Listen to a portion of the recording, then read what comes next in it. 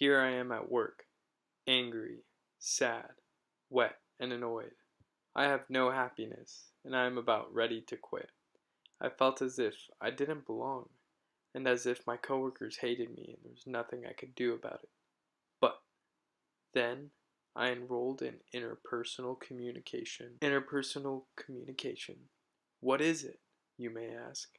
According to our book, Interpersonal Communication Everyday Encounters, specifically the 8th edition, we realize that it is the process by which people exchange information, feelings, and meaning through verbal and nonverbal messages. That last part, verbal and nonverbal messages, is what I'm going to be talking about directly.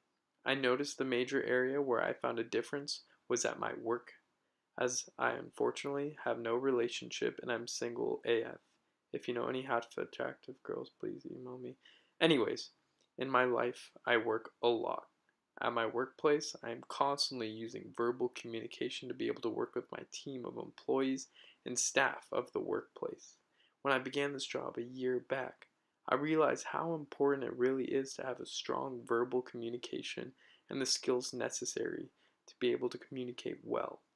Now, enrolling in this class, I realized that I am now going to have a basis and foundation.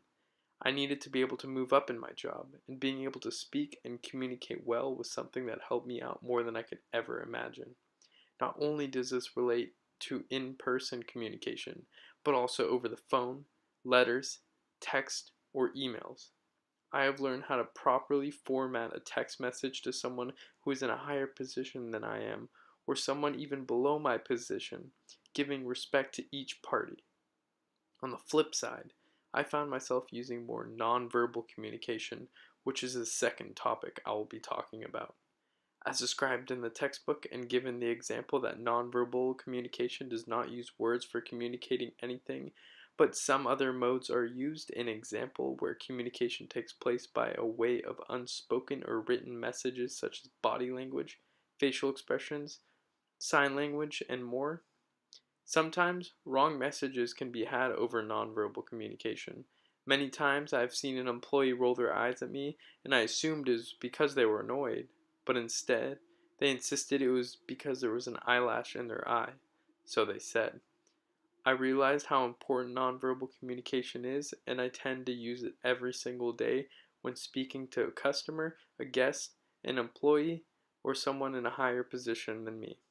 At the end of the day, I have learned a lot from this class, and I'm going to continue to apply multiple concepts which I learned from the class.